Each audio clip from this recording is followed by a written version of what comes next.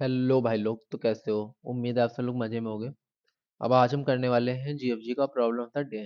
ठीक है, तो सबसे पहले देखते हैं कि ये क्वेश्चन क्या है। सिंगल वैल्यूड सब ट्री, एक ट्री का क्वेश्चन है। क्वेश्चन को ओपन करते हैं। ये एक मीडियम लेवल का क्वेश्चन है, 4 पॉइंट है। तो देखते हैं क्वेश्चन कह क्या रहा है। क्वेश्चन कह ये रहा है कि एक हमारे पास बाइनरी ट्री दिया हुआ है और हमें फाइंड करना है count the number of single valued sub tree. ठीक है, a single valued sub tree is one in which all the nodes have same value. ठीक है, तो सिंगल वैल्यूड सब ट्री या सिंगल वैल्यूड ट्री क्या होता है? जिसमें सारी नोड्स का में एक ही वैल्यू होती है। बाई चांस अगर जो मेरा एक, इसे और अच्छे से समझते हैं। बाई चांस अगर जो हमारा एक ट्री है, ठीक है, 3 नोड का ये ट्री है, तो इस नोड में सब में कॉमन वैल्यू होनी चाहिए 1 1 1। अगर जो 1 है तो तीनों में 1 होना चाहिए। अगर जो 2 है तो सब में फिर 2 ही होना चाहिए। तो ये, तो इसे हम बोलते हैं सिंगल वैल्यू ट्री। ठीक है, जब ये ट्री किसी दूसरे ट्री का पार्ट होगा तो ये बन जाएगा सिंगल वैल्यूड सब ट्री। ठीक है, ये तो आपको समझ में आ गया है। अब क्वेश्चन में सिंपल सा पहला टेस्ट केस उठाते हैं क्वेश्चन से। कॉम्प्लेक्सिटी ये क्या मांग रहे हैं कि टाइम कॉम्प्लेक्सिटी हमें ओ ऑफ एन चाहिए और स्पेस भी हमें ओ ऑफ एन चाहिए। मैक्स टू मैक्स यहाँ तक जाना है, इससे कम में कर सकते हो तो और अच्छी चीज़ है। ठीक है, तो कोड यहाँ पे लिखा हुआ है। कोड पे बाद में जाएंगे, सब उससे पहले हम क्या करेंगे कि समझते हैं कि एक्चुअल में करना क्या है, क्योंकि समझना ज़्यादा इंपॉर्टेंट है कोड लिखने से। और जो मतलब अगर जो आपको समझ में आ गया कि करना क्या है तो कोड तो आप खुद भी लिख लोगे।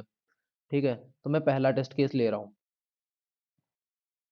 ये है हमारा 5, इसे बदल लेता हूँ, ब्लैक कर लेता हूँ।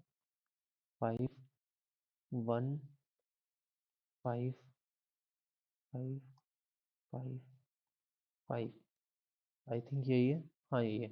अब आगे बढ़ने से पहले जो भी लोग वीडियोस देख रहे हो यार, अभी के अभी चैनल को सब्सक्राइब करो और अपने दोस्तों को वीडियो शेयर करो और लाइक भी कर दो यार। तो सब्सक्राइब करना बहुत जरूरी है, इससे हम लोगों को भी मोटिवेशन मिलता है कि और वीडियोस इस तरीके की बना सकें। और दूसरी चीज कि अगर जो आपको किसी स्पेसिफिक टॉपिक पे चाहिए, जैसे कि सी लैंग्वेज या पाइथन लैंग्वेज या कोई स्पेसिफिक टॉपिक हो गया जैसे वेब स्क्रैपिंग, इस तरह के बहुत से टॉपिक होते हैं, किसी पे आपको कंटेंट चाहिए तो आप मेरे को कमेंट सेक्शन में जरूर मेंशन करो। जिस पे चीज पे भी कमेंट आते हैं उस चीज को मैं पहले कंटेंट को कवर करूंगा, कि उस चीज को मैं पहले कवर करूँ फिर दूसरे कंटेंट को बाद में बनाऊंगा। ठीक है, तो अगर जो आपको कोई भी कंटेंट सीखना है या मतलब जो आपको लगता है कि हाँ अब स्टार्ट करना चाहिए, तो एक बार सजेशन जरूर दो कमेंट सेक्शन में। तो अब हम आगे बढ़ते हैं। ठीक है, तो सबसे पहले लीफ नोट पे के एक चीज नोटिस करें। इसके लीफ नोट कौन सी, ये देखो। एक सेकंड, इसके लीफ नोट्स को हाईलाइट करते हैं सबसे पहले। ये 3 लीफ नोट्स हैं। ठीक है, ये इसके जो लीफ नोट्स होंगे या किसी भी ट्री के लीफ नोट्स होंगे, मतलब लीफ नोट्स में होते हैं वो, जो वो एक खुद में एक सब ट्री है। ठीक है, तो इस, ये जो लीफ नोड है इसे अगर जो हम सब ट्री एक मान रहे हैं तो इसमें कितने नोड हैं? इसमें तो हमेशा एक ही नोड होगा।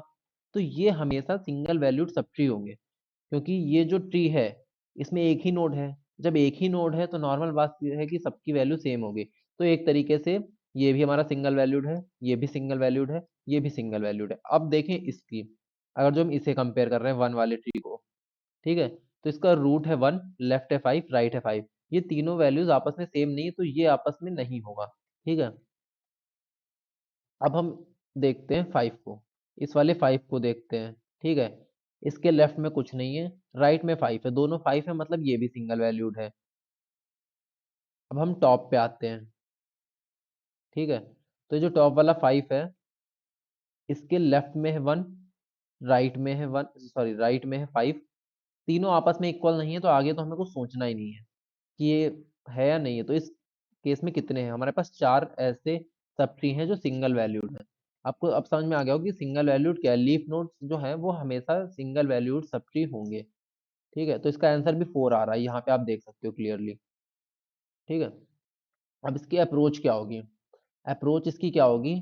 अगर जो मैं रूट, देखो रिकर्सिव क्वेश्चन करेंगे, ठीक है, मैक्सिमम क्वेश्चन रिकर्सिव होते हैं और रिकर्सिव क्वेश्चन काफी, मतलब रिकर्सिव कोड काफी आसान होता है समझने में भी और इम्प्लीमेंट करने में भी। अब इसको हम, मान लो मेरा रूट नोड 5 है, तो इसके लिए कंडीशन क्या होगी? यही कंडीशन पूरा कोड लिखने में हेल्प करेंगी। जो रूट की वैल्यू है, रूट का डेटा, मतलब यहाँ पे रूट लिख रहा हूँ तो रूट का डेटा समझना है। यहाँ पे रूट का डेटा इक्वल होना चाहिए लेफ्ट के, और साथ में इज इक्वल टू राइट के। ठीक है, ये मेरी एक कंडीशन है। सिर्फ ये कंडीशन पूरी हो रही है तो इससे मैं ये नहीं बोल सकता कि सिंगल वैल्यूड सब ट्री है। अब ऐसा मैं क्यों बोल रहा हूँ इसे मैं आपको बताता हूँ। ठीक है। एक मैं दूसरा ट्री का एग्जांपल ले रहा हूँ, एक ये 1 है, इसके इधर 1 है, इसके इधर 1 है, ये आपस में 5 5 है, इधर मान लो कुछ नहीं है। तो मैंने पहली कंडीशन देखी कि रूट का डेटा, लेफ्ट का डेटा और राइट का डेटा ये तीनों तो आपस में सेम है, ठीक है।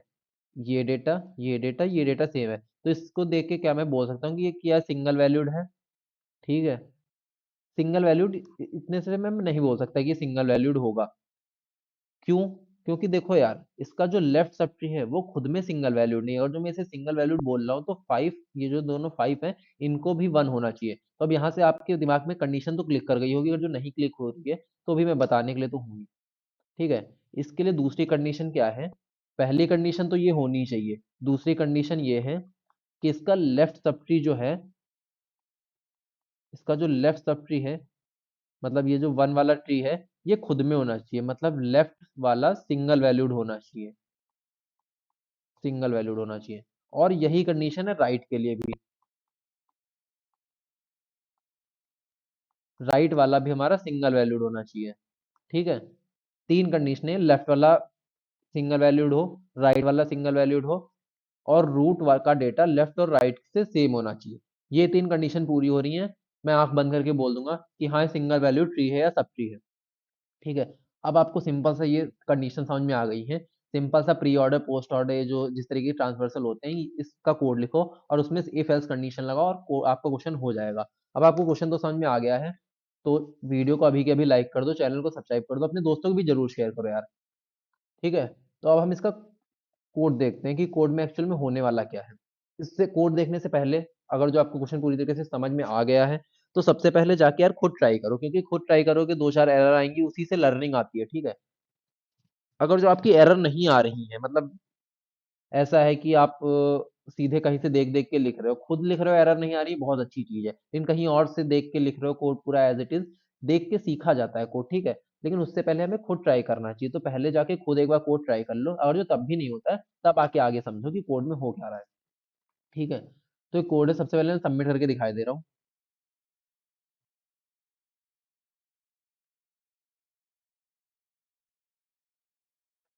ठीक है। तो सक्सेसफुली सबमिट हो रहा है। इसमें मैं कर क्या रहा हूँ, देखो मेरे पास एक सिंगल मतलब ये फंक्शन दिया था मेरे पास पहले से। Second, font size, font size maximum यार यही है, मैं इसे मैक्सिमम कर ही ले रहा हूँ, ठीक है। तो जो इंट सिंगल वैल्यूड करके फंक्शन है, ये मेरे पास ऑलरेडी दिया था। इसमें मैं क्या करूंगा, एक आंसर नाम का वेरिएबल बनाऊंगा, जिसको इनिशियली मैं 0 करूंगा। ये आंसर क्या है कि मेरे ट्री में कितने सब ट्री हैं जो सिंगल वैल्यूड है, ठीक है। एक सेकंड,